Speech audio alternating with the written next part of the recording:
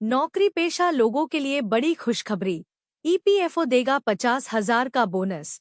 बस पूरी करनी होगी ये शर्त। नौकरी पेशा लोगों के लिए गुड न्यूज। कर्मचारी भविष्य निधि संगठन एम्प्लॉयज प्रोविडेंट फंड ऑर्गेनाइजेशन ने नौकरी पेशा कर्मचारियों के लिए बड़ी खुशखबरी का ऐलान किया है।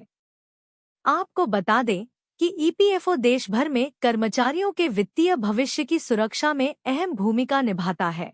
यह अपने ग्राहकों को एक व्यवस्थित रिटायरमेंट सेविंग स्कीम मुहैया कराता है, जिसके जरिए नौकरी के बाद उनकी वित्तीय स्थिरता सुनिश्चित की जा सकती है। नौकरी पेशा लोगों के लिए गुड न्यूज। कर्मचारी भविष्य निधि संगठन एम्प्लॉयज प्रोविडेंट फंड ऑर्गेनाइजेशन के कुछ नियम ऐसे भी हैं जिनका अगर कर्मचारी पालन करते हैं तो उन्हें ईपीएफओ से सीधे 50,000 रुपये का बोनस मिलता है। नियमों की जानकारी न होने की वजह से ग्राहक अपने खाते से जुड़े लाभों का लाभ नहीं उठा पाते हैं। ऐसे में 50,000 रुपये के बोनस का लाभ उठाने के लिए ईपीएफओ सब्सक्राइबर्स को कौन सी शर्तें पूरी करनी होंगी? इसका लाभ उठाने के लिए आपको क्या करना होगा? कैसे पाएं ईपीएफओ बोनस का लाभ? कर्मचारी भविष्य निधि संगठन एम्प्लॉयज प्रोविडेंट फंड ऑर्गेनाइजेशन के विभिन्न नियमों में से एक नियम लॉयल्टी कम लाइफ बेनिफिट्स है। इसमें कर्मचारी को 50,000 रुपये तक का सीधा लाभ मिलता है, लेकिन ईपीएफओ द्वारा यह लाभ तभी दिया जाता है जब कर्मचारी लगातार 20 वर्षों तक अपने ईपीएफ खाते में नियमित योगदान करता है। ऐसे में सभी पीएफ खाता धारकों को सलाह दी जाती है कि वे नौकरी बदलने के बाद भी उसी ईपीएफ खाते ईपीएफ अकाउंट्स में योगदान जारी रखें। ऐसा करने से उन्हें लॉयल्टी कम लाइफ बेनिफिट का लाभ मिलता है। नौकरी पेशा लोगों के लिए गुड न्यूज। किसको मिलेगा लाभ? आपको बता दें कि कर्मचारी भविष्य निधि संगठन एम्प्लॉयज प्रोविडेंट फंड ऑर्गेनाइजेशन के लॉयल्टी कम लाइफ बेनिफिट के तहत जिन ग्राहकों की बेसिक सैलरी 5,000 रुपये तक है, उन्हें 30,000 रुपये का लाभ मिलता है, जबकि 5,001 रुपये से 10,000 रुपये तक की बेसिक सैलरी वाले ग्राहकों को 40,000 रुपये का लाभ दिया जाता है। अगर ग्राहक की बेसिक सैलरी 10,000 रुपये से ज्यादा है तो उन्हें 50,000 रुपये का लाभ दिया जाएगा। ध्यान रखने योग्य महत्वपूर्ण बातें। ईपीएफओ ग्राहकों को लॉयल्टी कम लाइफ बेनिफिट का लाभ लेने के लिए ध्यान रखने योग्य महत्वपूर्ण बात यह है कि अगर वे भविष्य में अपनी नौकरी बदलते हैं तो उन्हें उसी खाते को जारी रखना चाहिए। इसे बंद न करें, और यदि आप अपनी नौकरी बदलते हैं तो आपको अपने पुराने और नए नियोक्ता दोनों को इसके बारे में सूचित करना होगा। आम तौर पर सभी खाता धारकों को सलाह दी जाती है कि वे काम करते समय कर्मचारी भविष्य निधि संगठन एम्प्लॉयज प्रोविडेंट फंड ऑर्गेनाइजेशन न निकालें, क्योंकि इससे उन्हें टैक्स, पेंशन लाभ, लॉयल्टी कम लाइफ बेनिफिट और रिटायरमेंट फंड में नुकसान हो सकता है। केंद्र सरकार के कर्मचारियों की पुरानी पेंशन योजना की बहाली का कोई प्रस्ताव विचाराधीन नहीं। सरकार ने आज कहा कि केंद्र सरकार के कर्मचारियों की पुरानी पेंशन योजना की बहाली का कोई प्रस्ताव विचाराधीन नहीं है।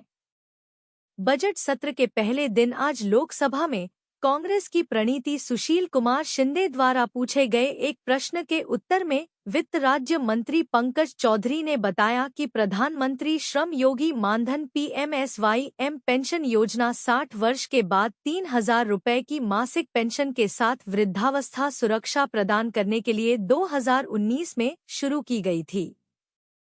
उन्होंने कहा कि 18 से 40 वर्ष की आयु वर्ग के वे श्रमिक जिनकी मासिक आय 15,000 या उससे कम है और जो कर्मचारी भविष्य निधि, कर्मचारी राज्य बीमा निगम और राष्ट्रीय पेंशन योजना के सदस्य नहीं हैं, वे इस योजना में शामिल हो सकते हैं।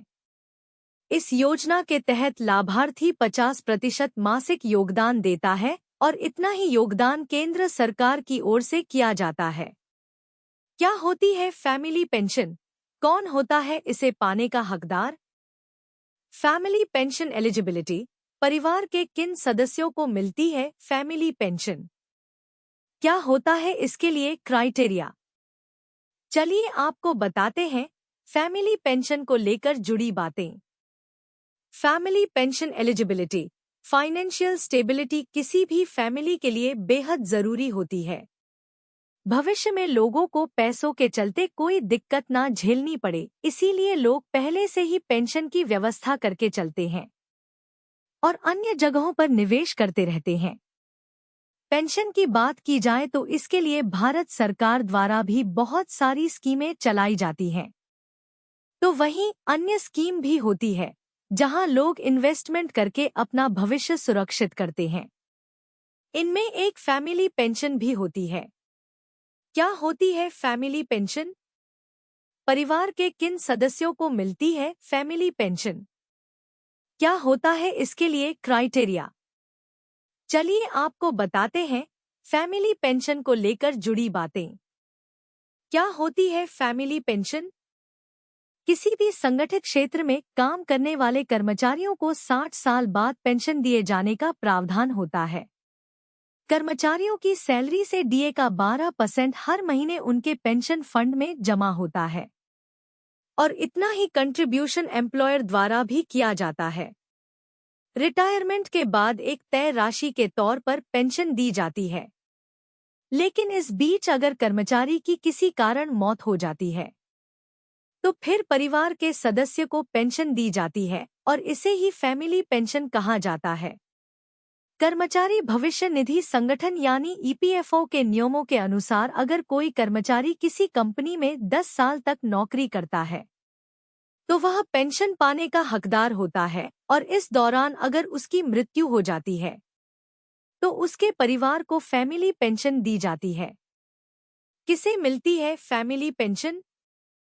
फैमिली पेंशन देने के लिए ईपीएफओ द्वारा जो क्राइटेरिया तय किया गया है उसके हिसाब से किसी कर्मचारी की मृत्यु के बाद उसकी पत्नी या पति को फैमिली पेंशन दिए जाने का प्रावधान है। हालांकि इसमें 2 बच्चों को भी लाभ दिया जाता है। अगर बच्चों की उम्र 25 साल से कम है तो ऐसे में दोनों बच्चों को 25 से 25% हिस्सा पेंशन में से दिया जाता है, तो वहीं पत्नी को 50% हिस्सा दिया जाता है। वहीं अगर कर्मचारी की मौत के बाद उसका पार्टनर अगर दूसरी शादी कर लेता है तो फिर बच्चों को दी जाने वाली पेंशन 75% हो जाती है, जो उन्हें 25 साल की उम्र तक दी जाती है। अगर किसी कर्मचारी के बच्चे शारीरिक रूप से अक्षम हैं तो उन्हें जिंदगी भर 75% पेंशन दी जाती है। वहीं अगर कोई कर्मचारी जिसकी शादी नहीं होती और मृत्यु हो जाती है तो फिर ऐसे मौके पर उसके माता पिता को उम्र भर उसकी पूरी पेंशन दी जाती है।